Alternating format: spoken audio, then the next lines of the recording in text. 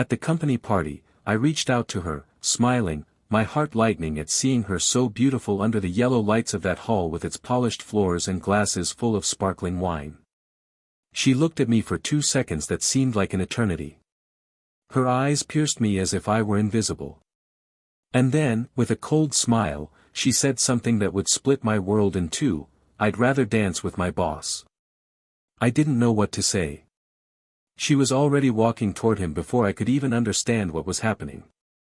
Their laughter began to echo in the hall like a slow torture. Their dance steps were smooth, but each movement felt like a punch to my stomach. I stood there, holding a half-empty glass, feeling my hands sweat and my whole body tremble. This wasn't about dancing. It never was. This was a public declaration that I was no longer enough. Not as a man. Not as a partner. Not as anything. It was seconds, maybe minutes, but that night my heart broke into 1,000 pieces. And it was in front of everyone. Colleagues, directors, friends. There was no fight. There was no scandal. Just the cruel silence of someone who finally understands that love is over, not because it has worn out, but because it has been exchanged for something that shines brighter. Status. Power. Vanity.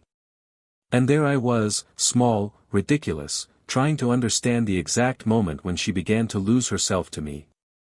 Because the end doesn't always happen with screams, sometimes it comes with an arrogant whisper in the middle of a corporate party, with an instrumental soundtrack and French perfume.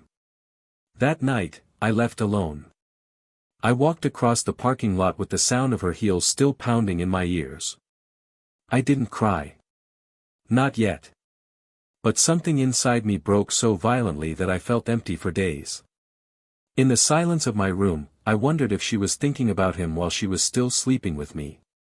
If, when she smiled on Sunday mornings, she was already imagining herself in another coffee shop, in another bed, in another life. I tortured myself trying to remember the moment she stopped loving me.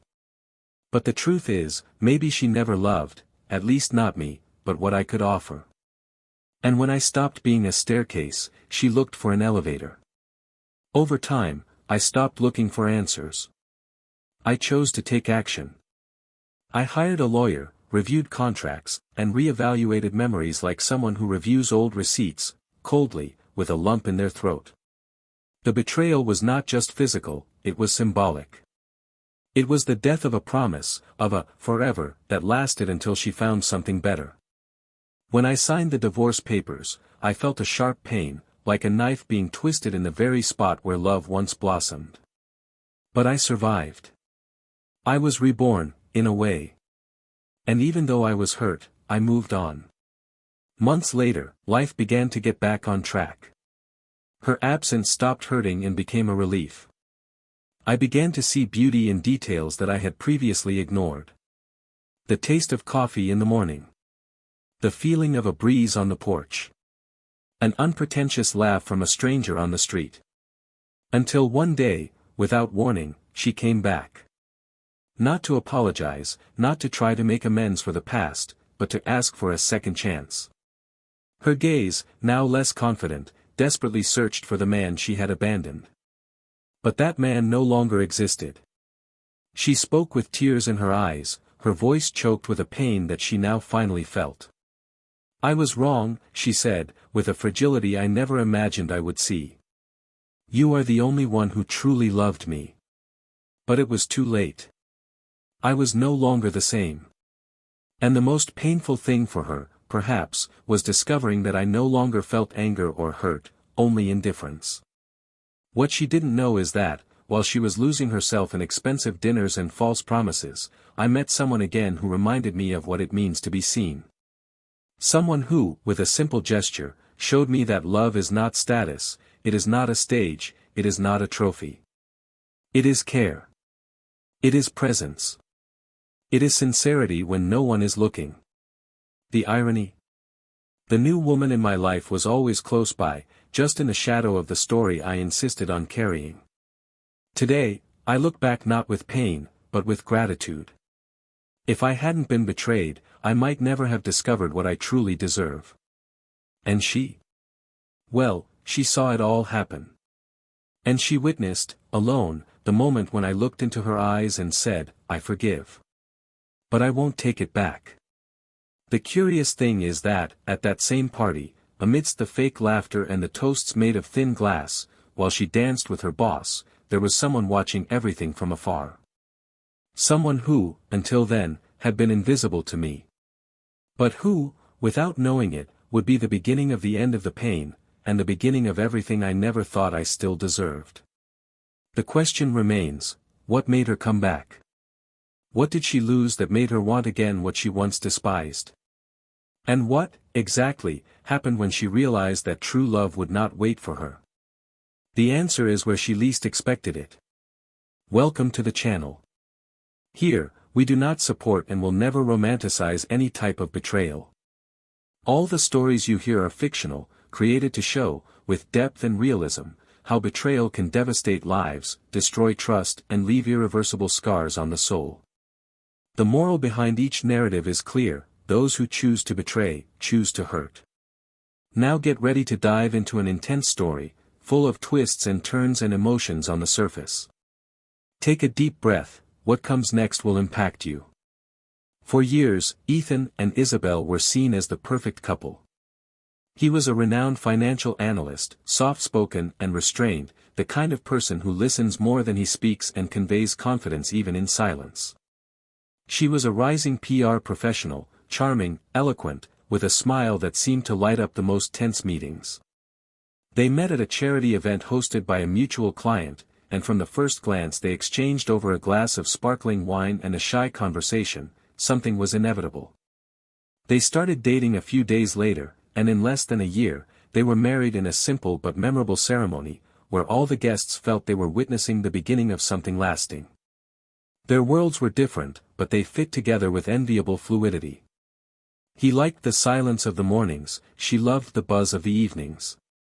He read printed newspapers, she preferred podcasts. Even so, there was respect between them, a genuine admiration for the differences each of them carried. The house where they lived was a reflection of this, discreet on the outside, but full of personality on the inside. The paintings she chose lived alongside the armchair inherited from his grandmother, and in the middle of the living room there was a bookshelf with economics books sharing space with novels by authors she loved. On the walls were photos of trips, birthday souvenirs, cards stuck with tape that were never removed. Every corner of the home told a little story, and for a long time, it seemed that all the chapters were written with complicity. In the eyes of any visitor, this was a place where love lived. Isabelle was always ambitious. Not in an aggressive way, but she had goals, dreams, and wanted to make her mark. Growing up in the corporate world was a challenge, especially as a woman in a world still dominated by male power games. She learned early on to position herself, to use her intelligence and charm to open doors. Ethan, on the other hand, was more reserved. He was proud of his wife, although sometimes he didn't fully understand the environments in which she moved. It was not uncommon for her to comment on strategic dinners, lunches with directors, trips to conferences. He listened attentively and encouraged her, but he stayed on the sidelines, as if her world were a stage where he preferred to be just an audience. At first, this distance seemed healthy. Each one had their own individuality, their own spaces, their own routines. Saturday nights were still sacred to movies on the couch, shared blankets, and red wine. Sunday mornings were long, with improvised pancakes and laughter over some silly thing said while sleepy. But over time, the rhythm began to change. Isabelle was promoted. She gained new responsibilities, new contacts, new demands. She started arriving later, answering messages during dinner, silencing her phone when he tried to comment on something trivial that day. Ethan, on the other hand, kept the same schedule, the same way of wanting to be present. He didn't complain. He thought that silent support was a form of love, and maybe it was. But there were nights when he slept alone without knowing exactly what time she would arrive. And mornings when he woke up with the bed still warm next to her, but empty. Despite this, Isabelle kept telling him she loved him. And he believed her. Why wouldn't he? There were still kisses before leaving the house, occasional texts with heart emojis, hurried hugs between meetings. Nothing seemed serious enough to feel like a breakup. It was just life happening. Their marriage, after all, went through phases. They knew that. They were just adjusting. Ethan's family adored Isabelle. She had a special talent for winning people over and being present at important moments. She never forgot dates, always brought a meaningful gift, offered to help with dinners, and called her in-laws my second parents. Ethan was proud of this. He believed he had chosen well, that he had a partner by his side who not only made him happy, but who also completed his story. He spoke fondly of her to his friends, enthusiastically telling them about her achievements. There was no envy or competition. Just a genuine desire to see her prosper. At work, Ethan was respected but discreet. Colleagues saw him as stable, reliable, a man who conveyed balance and did not get involved in gossip or arguments. He was the kind of person you could trust with a secret or a complicated spreadsheet. And although he was reserved, he always showed pride when talking about his wife. He kept a photo of her on his desk and made no secret of the fact that she was an essential part of his life. The two seemed like a modern, independent couple, each with their own space, but united by something that seemed solid. Over time, they began to attend the same events less often. Isabelle, because of her position, began to have more selective commitments. Ethan even offered to accompany her, but sometimes she said that they were too closed off, that he wouldn't feel comfortable, that there was no need. He accepted. Sometimes I would spend the nights reading or playing chess online. He didn't resent it, not at first. But there was a kind of silence that began to grow between them. A silence that didn't scream, but tightened. Her trips became more frequent. And with them, the time between them began to fade. Their conversations no longer had the same warmth. Their dialogues became functional. She always seemed in a hurry. He was increasingly careful about what he said, afraid of seeming invasive or needy. Sometimes, he caught himself looking at her with the feeling that he was seeing a stranger who wore the perfume of the woman he loved. Isabelle, on the other hand, maintained an impeccable appearance. Always well-dressed, good-humored, attentive in moderation. But there was a sparkle in her eyes that seemed increasingly turned outward, never toward him. Still, at certain moments, there were flashes of the past. A rainy night when she'd snuggled into his chest to watch an old movie. An impromptu dinner where they'd laughed like teenagers. An awkward dance in the kitchen. Ethan clung to these moments like a man holding on to breadcrumbs, hoping to find his way back home. He didn't want to lose what they had. He was afraid of the void. She seemed to be trying, too, in a way. She still left notes on the fridge every now and then. She still complimented his new shirts. But there was something about her that wasn't quite there anymore. Like she was torn between two worlds. And Ethan, without knowing why, was starting to feel like he was being pushed to the edges of his own life story. It was hard to explain. There was no yelling, no fighting. Just a separation that hurt because it was silent. Ethan began to pay more attention to the details. The schedules, the calls, the way she glanced at her cell phone. But he didn't say anything. He preferred to believe it was just a phase. Maybe he needed to surprise her, be more spontaneous, do something that would rekindle the connection they seemed to be losing. Maybe she was tired, stressed, and just needed more patience. He planned a weekend away, a place where they had once been happy, where they could reconnect away from it all. She thanked him, but said she couldn't. She had commitments. Ethan didn't insist. He said he understood. But he didn't. Not really. He just accepted it. And it was in this context that the company party approached. An important event, where all employees and their families were invited. Isabelle hesitated to take him, but he insisted. He said he wanted to be with her, get to know his colleagues better, be part of what took up so much space in his routine. She agreed, with a hesitant smile. And Ethan clung to that gesture as a new beginning. That night, he dressed up carefully. He chose the best tie, put on the perfume she said she loved, and practiced compliments in the mirror. He wanted to impress her. He wanted to remind her of who he was, of who they were together. He wanted to recapture something he felt slipping through his fingers. But he had no idea that, amid raised glasses and polite applause, something would happen that would change the course of history forever.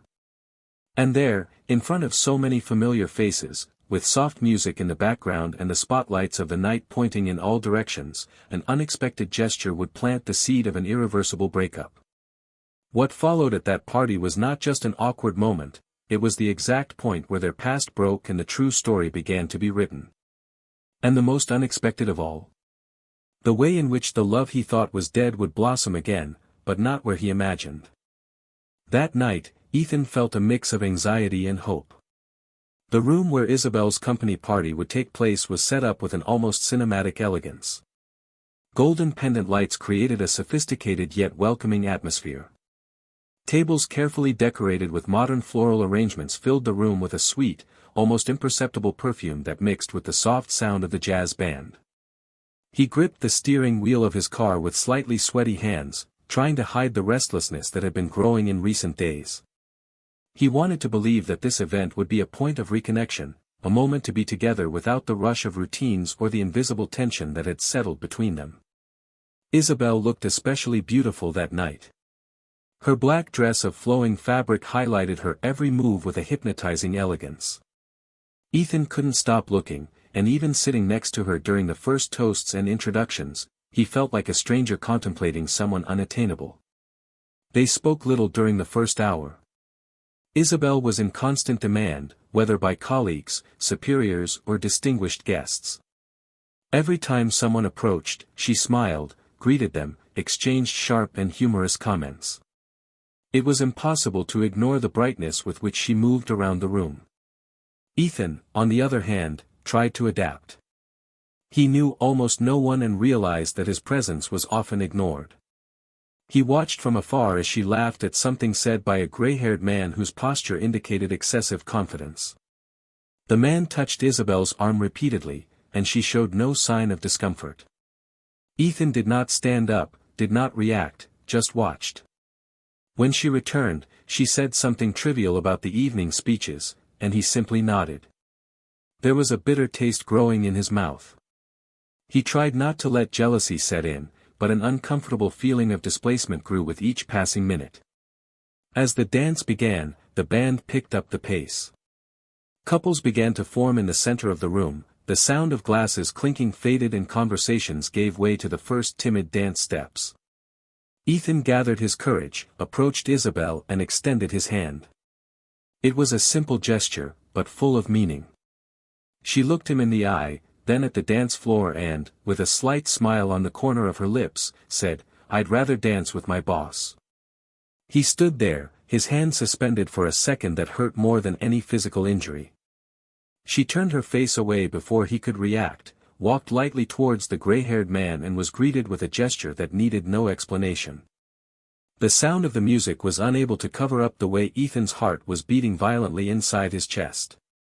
The heat of the room turned into a kind of ice under his skin. There was no scandal, no one noticed right away. But inside him, something broke. Discreetly, he left the room and took a deep breath outside. The cold night breeze seemed to mock the pain he was trying to keep under control. In the days that followed, the silence between them was even more deafening. Isabelle acted as if nothing had happened. She continued with her busy schedule, her quick messages, her automatic good morning kisses. Ethan, on the other hand, fell into a cold routine, with no room for confrontation, but also no room for excuses. He began to notice patterns in the schedules, the evasive answers, the thoughtless gestures.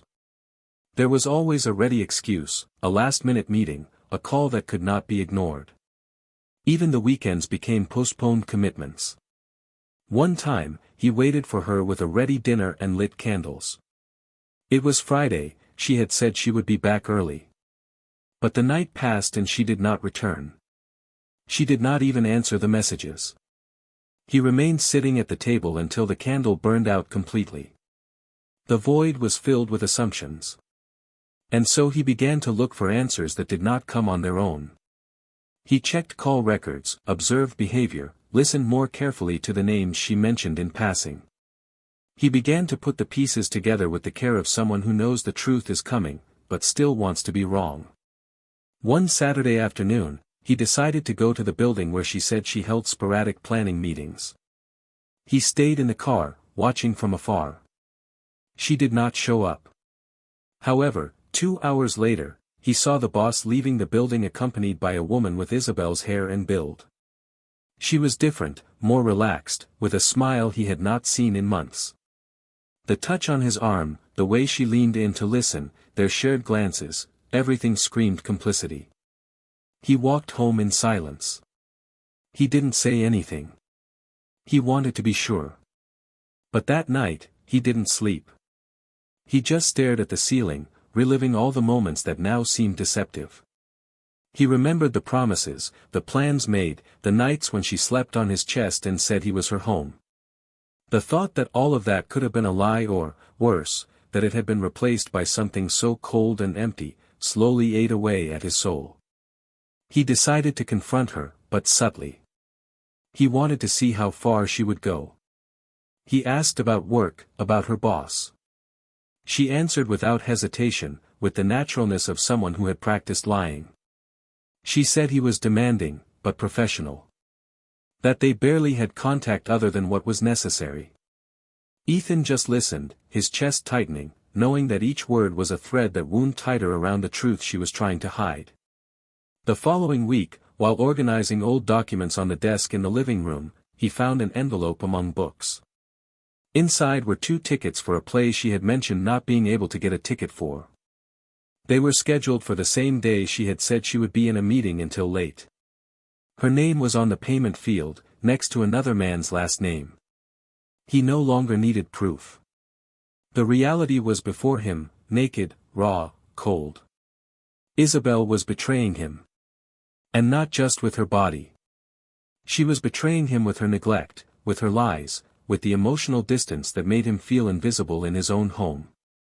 Still, he didn't explode. He didn't break anything, he didn't scream. He just started to observe more. He wrote everything down.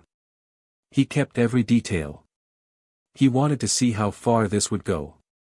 He wanted to see if she would have the courage to confess. But she didn't.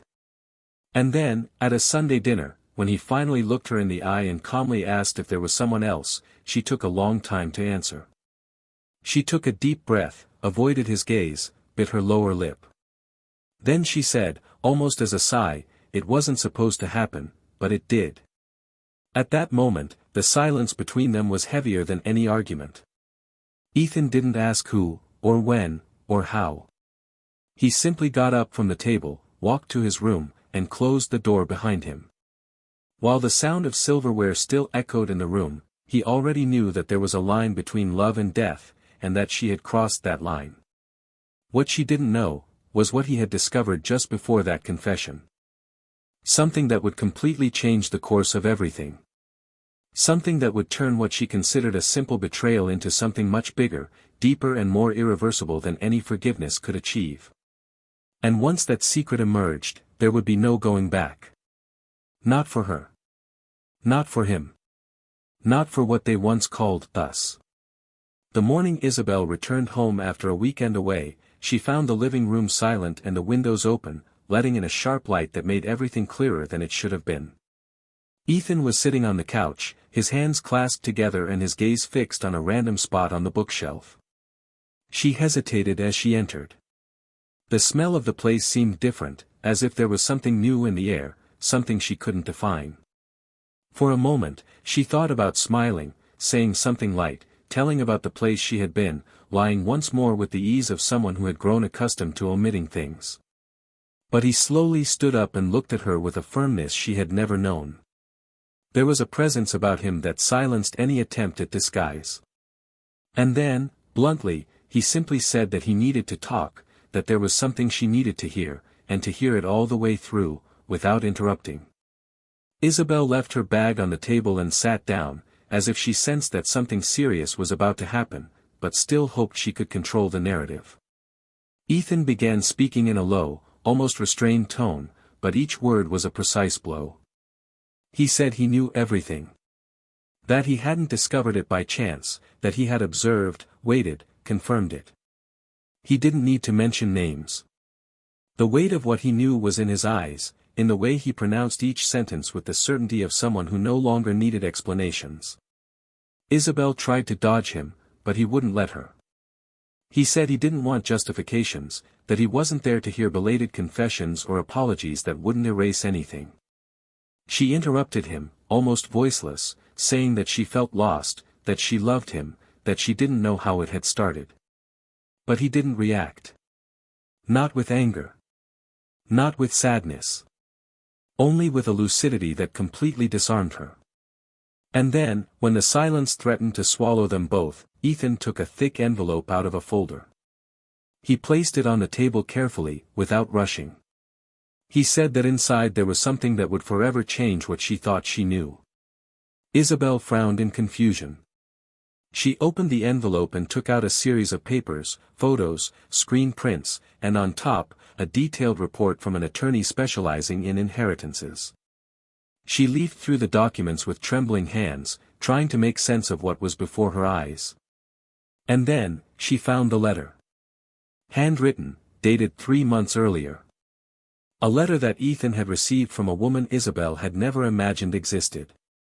The letter was from Elena, a former college classmate of Ethan's, someone who, according to him, had been just a distant memory until fate brought her together by chance, weeks before the company party. The letter revealed something that would tear down all the structures that had been built up until then. Ethan was not just an ordinary analyst. Years ago, even before he met Isabelle, he had inherited an immense fortune from a distant relative who owned an international hotel chain. But there was one condition: he had to live far from ostentation, build his life with effort, and only then, after completing 10 years of independence, would he have access to the entire inheritance. The clause was clear and specific. The fortune could not be disclosed, nor could it be used as bait for relationships or status. If he failed to comply, he would lose everything. During the years that followed, Ethan lived discreetly, worked honestly, and kept it a secret even from his parents. He wanted to know, deeply, who was who around him. Who loved him for who he was, and not for what he could offer. Isabelle read it all with wide eyes, unable to react. The words seemed to distort before her eyes. Ethan continued. He said that the letter was accompanied by documents that confirmed that he, at that very moment, was already the sole legal heir to $1 million estate. And that, ironically, she had betrayed him when he was days away from sharing everything with her. She had plans. She had booked tickets for a trip she had always dreamed of. She had begun to design a future where they would both take time away from work to live more lightly. He was about to surprise her with a house by the sea, with a life plan where she would lack for nothing. And she had exchanged him for crumbs, for illusions of power, for empty nights with a man who didn't even know her favorite dish. Isabelle was shocked. She tried to speak, tried to explain that she would never have done what she did if she had known everything. But that was the point. She didn't know. And that's exactly why she did what she did. Ethan approached her, knelt before her, looked into her eyes as if searching for the woman he had once loved, and said, with a cold and at the same time definitive pain, that she hadn't been betrayed by a lack of money, or a lack of love, but by her own choice. That she had shown who she was when she thought he had nothing. And that now, even with everything in his hands, he could no longer look at her without seeing the reflection of the choice she made when she believed he had nothing to offer. She cried. For the first time, with real despair. She tried to hold his hands, asked for another chance, told him she loved him, that she had lost herself, but that now she could see everything clearly. Ethan stood up calmly, pushing her fingers away as if releasing a weight. He said that love, for him, had always been about permanence. About being there when everything seemed too little. And that she left when he needed her to stay the most. He said that betrayal of the body could be forgiven. But betrayal of the soul could not. In the following days, Isabelle tried to get closer in every way. She sent messages, flowers, and called tirelessly. Ethan didn't answer. Not with anger, but with silence. A silence that said more than any scream. He didn't disappear. He didn't hide. He just kept going.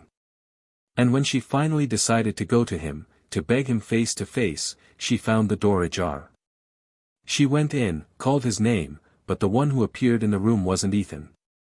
It was Elena. The woman from the letter. With a calm but firm look, she told him that he wasn't there, but that if he was, he probably wouldn't see her. Isabelle asked who she was, and Elena just smiled, as if she already knew the answer, as if she had already experienced everything that the other was now beginning to understand. Isabelle's pain in that moment was not just the pain of loss. It was the pain of realizing that the man she had discarded had become the most desirable man she had ever known. And that now, that man was in the arms of another. Another who did not desire him for his looks, his power, or his prestige. But for everything he was, even before he inherited any fortune. And that, for Isabelle, was the wound that would never heal. She left the house with slow steps, like someone walking after a storm. Her hands were shaking, her chest hurt as if it had been ripped from the inside. And yet, she knew that everything she felt was little compared to what he had felt the day she chose to dance with another man. The following week, Isabelle's world seemed to spin at a different speed. The hours didn't pass, the minutes seemed to last for days, and with each second the anguish took on new forms, denser, more suffocating. The corridors that she had previously walked steadily at work now seemed like narrow, claustrophobic mazes. The faces around her, once admiring, became nothing more than indifferent figures. She tried to function, to dress as usual, to maintain the posture she had built with so much effort, but something had broken inside her, a fissure that, no matter how hard she tried to hide, leaked through her eyes, her low voice, and her aimless steps. She could no longer sleep, and when she did, she woke up startled, always with the same dream, Ethan turning his face away while she begged for a look. After that visit to his house, Elena's image haunted her with cruel clarity. She was neither an exuberant nor an arrogant woman. She was simple, serene, with a presence that was disturbing precisely because she did not need to compete. And this contrast consumed her. Isabelle tried to get back to her routine, but everything was a memory. The restaurant where she had lunch brought back memories of birthdays celebrated in silence with Ethan. The parking lot still had the space where he always waited for her after work. Even the scent of his perfume, which sometimes appeared out of nowhere, like ghosts, made her collapse in the midst of mundane tasks. In a desperate attempt to get something back, he wrote a letter. Long, detailed, in which he poured out truths that he had never had the courage to say out loud. It was not just a plea for forgiveness. It was a map of his collapse. He told of the fear he felt of not being enough, of not being able to maintain the admiration of someone like him, about how, for some reason that she herself could not explain, she sought outside the recognition that she already had at home. He said that her greatest tragedy was not the betrayal, but the delay in realizing that she already had everything and threw it away out of vanity. He left the letter at the reception of his building. He waited. For 2 days, nothing. On the third, an envelope was delivered to the office where he worked. He recognized Ethan's handwriting before he even opened it. With trembling fingers, he tore the paper and, inside, there was only one sheet with 2 sentences. I read everything. I hope you find peace. I have already found mine. She sat there, at her desk, unable to breathe. The pain was no longer anger or despair. It was a deep mourning, an immeasurable emptiness. She understood, absolutely, that she had lost. That the man she had once had was now so far away that no memory could reach him. It was at that point that she decided to disappear for a few days. She took a leave of absence from work and traveled to a coastal town where she used to go with her parents when she was a teenager. She didn't tell anyone. She took a few belongings and a notebook. She wanted to write, to record every regret, every memory, as if she could, at least on paper, reconstruct the history she had destroyed. She spent days walking on the sand, sitting on rocks, trying to listen to the sound of the waves as an answer to questions that echoed inside her with an unbearable weight. On the third night, sitting in a nearly empty cafe, she noticed a couple at the table next to her. The man was arranging the woman's hair with a gesture so careful it seemed sacred. It tore her apart inside. And in that moment, she knew she would never have that kind of love again. Not with Ethan, not with anyone. Because the love she had thrown away was one of those rare, once-in-a-lifetime loves that don't always happen again. When she returned to the city, she decided to end everything that had tied her to the old version of herself. She quit her job, sold her car, and moved to a smaller apartment. She began to live simply, perhaps as punishment, perhaps as an attempt to start over. She wanted, somehow, to find again the woman Ethan had once known, before ambition had corroded everything. Meanwhile, Ethan followed his own path. The inheritance was just a consequence. He remained discreet, now even more selective with the people around him.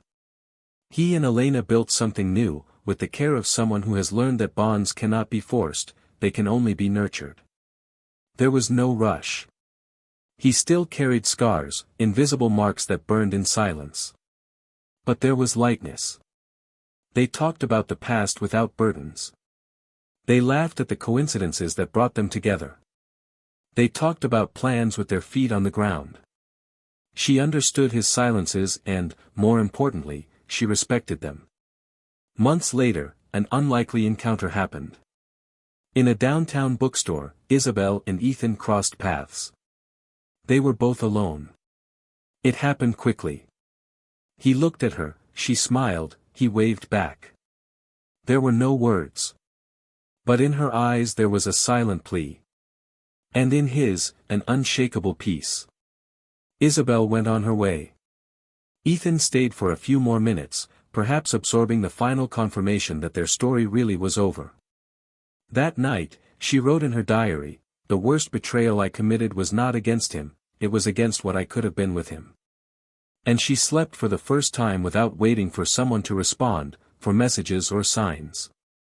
She slept only with the truth that some losses are definitive. Time passed.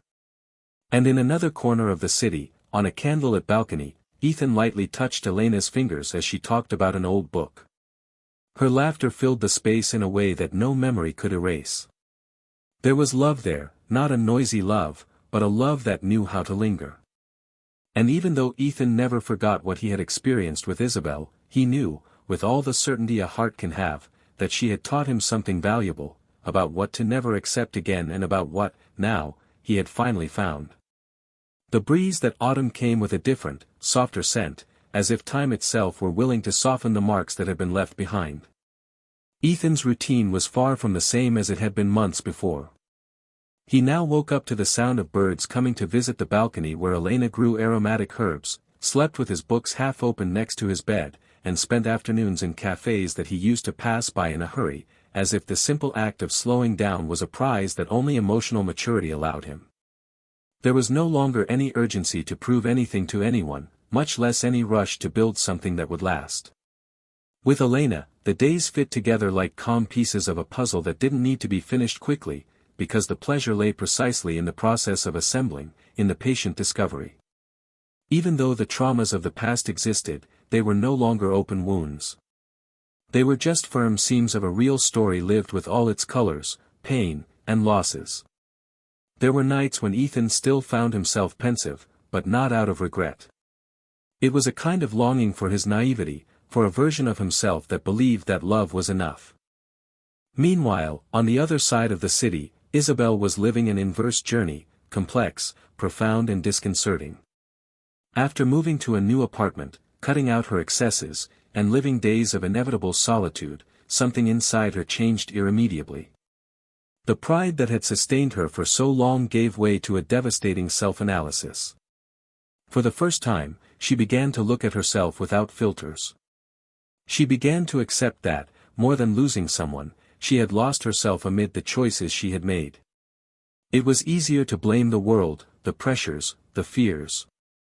But now, alone, without the spotlight of her career or the looks she had incessantly sought for reaffirmation, there was nowhere left to hide. She started therapy. At first, she resisted, as if she just wanted to justify her actions.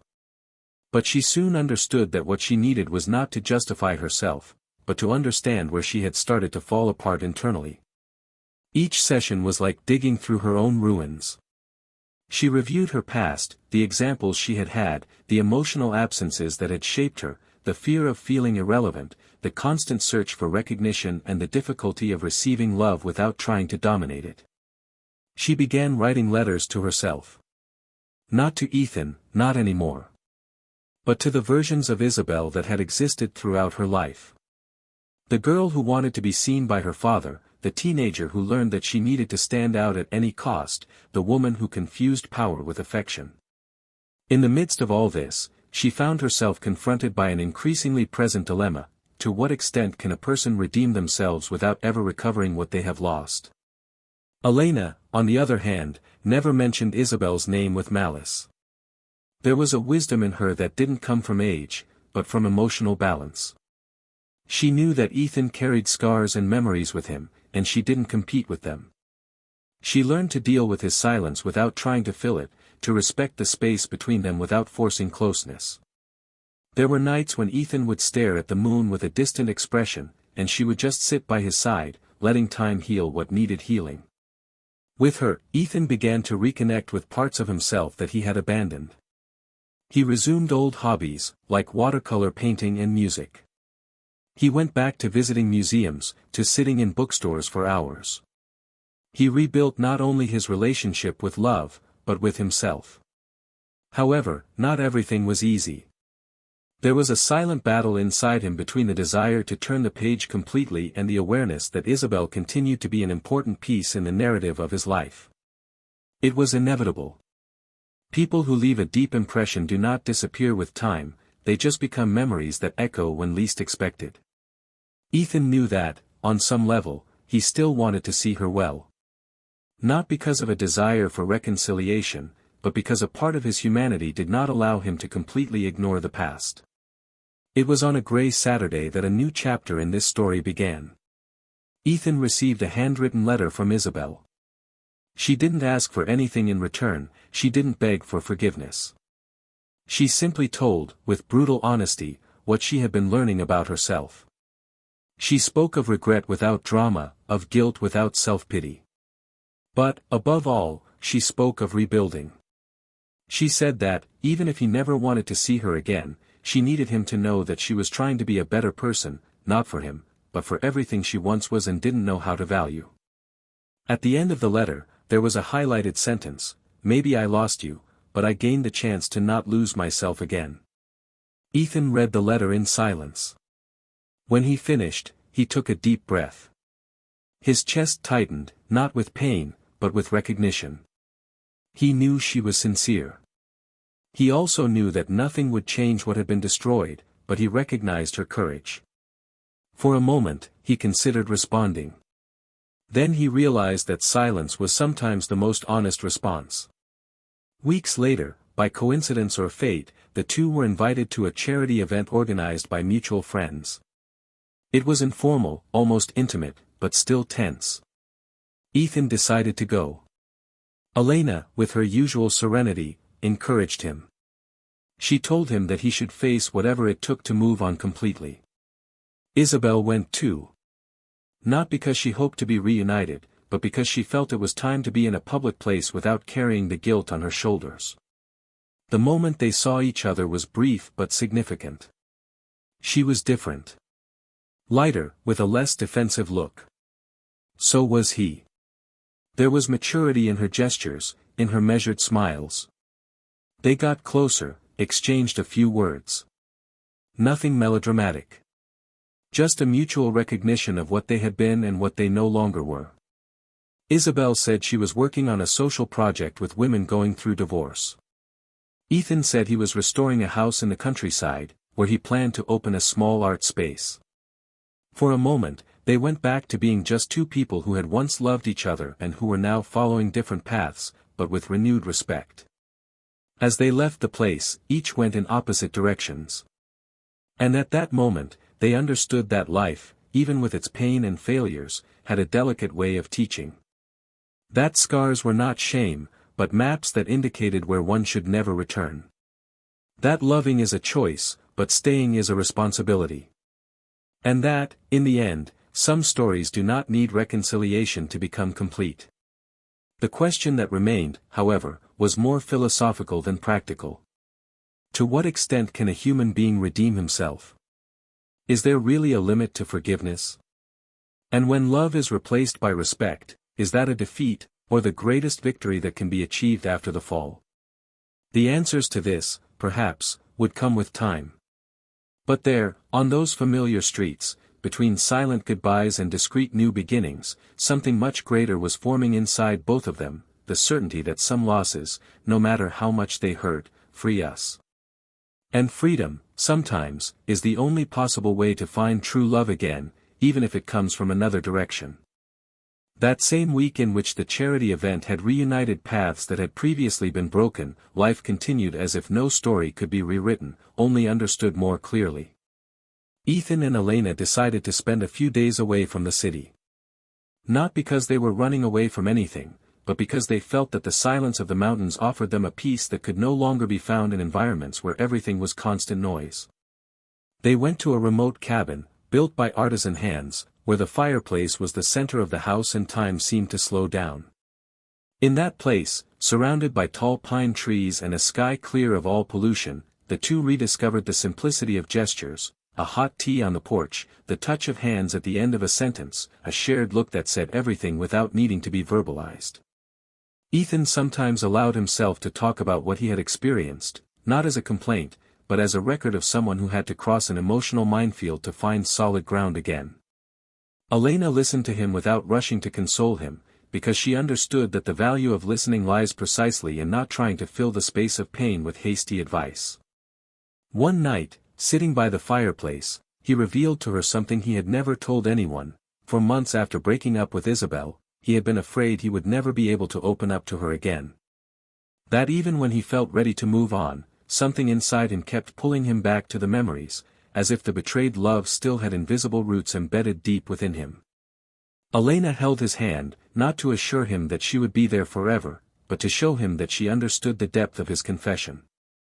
And it was in this way, with real exchanges and attentive eyes, that the two strengthened a relationship unlike any before, a relationship that did not require eternal promises, but rather full presence in the present.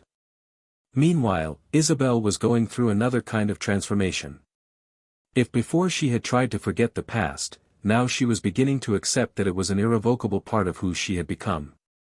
During one of her therapy sessions, she spoke for the first time about how she had idealized Ethan not as a man, but as a salvation for the inner restlessness she had carried since long before she met him. She cried as she said that she had never been trained to recognize a stable love as something valuable, that she had grown up believing that love was only valuable if it was difficult, achieved with constant effort, dramatic. Recognizing that she had destroyed a story because she did not know how to deal with something healthy was perhaps the most painful of all learnings. After that session, she decided to radically change her relationship with work, which for so long had been her only emotional refuge. She turned down a promotion offer that would have involved more travel and less personal time. She enrolled in a literature course and started going to a community library where she read real stories of people who, like her, had had to rebuild everything from emotional rubble. One of those days, she met a lady named Vera, who sat in the same chair by the window every afternoon and always read the same book. Out of curiosity, one day she asked why. Vera replied that it was the book her husband had read to her in the hospital, when they found out she had little time left to live. But time passed, and she lived. And now, she reads every day as if it were a way of keeping his voice alive. Isabelle was silent, moved. For the first time, she understood, with absurd clarity, what true love was. It was that which survives absence, pain, time. It was that which she had destroyed without even realizing it, trying to prove something she didn't even know exactly what it was. A few weeks later, Isabelle was invited to give a talk on female leadership at a conference for women rebuilding their careers. He accepted, but decided to change the tone of his speech. He would not talk about professional achievements or goals achieved. He decided to tell his story with the courage of someone who publicly admits her mistakes. He told the audience that he had lost not only a love, but also her self-respect at some point along the way, and that the hardest thing to do was not to recover her image, but her identity. At the end, she received a standing ovation. Not for the glory, but for her honesty. After the event, a young woman approached her in tears and said that she was about to repeat exactly the same mistake with her husband. He said that listening to her saved something that could still be saved. Isabelle cried with her. For the young woman. For her love. For everything that now I could no longer recover. That same evening, Ethan and Elena were returning from their trip to the mountains. They stopped in a small town along the way and decided to have dinner at a local restaurant tucked away on a cobblestone street. The atmosphere was rustic and cozy, with candles on the tables and a soft soundtrack. As they waited for their main course, Ethan mentioned that he had received a message from the charity event organizers with photos. She said that seeing the image of him and Isabelle in the same room after so long made her feel something hard to name. It wasn't anger or hurt, but perhaps a mature form of grief. Elena listened to him and then, with transparent sincerity, said that loving someone who had been broken required respect for the parts that were still healing. Ethan smiled. I knew I had found someone who understood the complexity of love in a rare way. The next day, while walking through a local craft fair, Ethan stopped in front of a hand-painted canvas. It showed two paths crossing in the middle of a forest, then heading in opposite directions, but under the same sky. He bought the painting and, when he got home, hung it in the living room. When Elena asked him why he chose it, he replied that it was the most honest image he had ever seen about love and destiny. Not every path that crosses has to end together. Sometimes, the value lies precisely in having found each other. Months passed. Isabelle continued to dedicate herself to the social project with intensity and genuine dedication. Her relationship with others and with herself had changed profoundly. She no longer sought redemption in anyone's eyes, only coherence between who she was and who she wanted to be. One late afternoon, walking through a park where she used to walk with Ethan years before, she saw a couple smiling as they fed birds. Her heart sank, but then she took a deep breath and kept walking. She knew that some pains would not disappear completely, but she also knew that they would no longer define her. That night, sitting by her window, she wrote another letter. She wouldn't send it. But she had to write it. It was her last. She said that she now understood that losing Ethan had been both the greatest pain and the greatest teacher of her life. That even though they would never cross paths again in a profound way, he would live in every choice she made with greater awareness. And that if he ever read her words, she hoped he would know that she had learned. Not in time to save them, but in time to save herself from herself. Far away, Ethan and Elena were planning a longer trip, perhaps crossing borders and searching for stories in places where no one knew them. The love between them was not based on impossible vows, but on frequent dialogues, discreet touches and the renewed decision to stay. On the car radio, an old song began to play. Ethan turned up the volume. Elena looked at him and asked, "Does this song remind you of anything?" He replied with a slight smile, "Yes. But now it has a new meaning." And so life went on. Not all dilemmas found definitive answers, but all questions were asked with the necessary courage. And sometimes, that's all you can ask for. In the spring of the following year, Ethan and Elena had decided to live far from everything that represented the past. The house in the countryside, previously just a project, was now a reality. A place surrounded by fruit trees, with a wooden floor that creaked in some corners, a porch with 2 rocking chairs and a hammock that swayed by itself on windy afternoons. The love between them was not perfect, but it was honest, transparent, firm as roots that grew slowly. There, Ethan did not need to hide parts of himself, nor pretend to always be fine.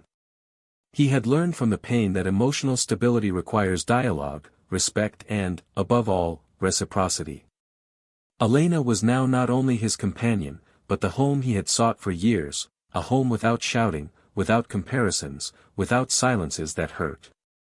And it was late one afternoon, when he was returning from the neighboring city with new books in his hands, that he received a message that, once again, would mark the end of a cycle. On the other hand, Isabelle was heading towards an outcome that she herself did not yet fully understand.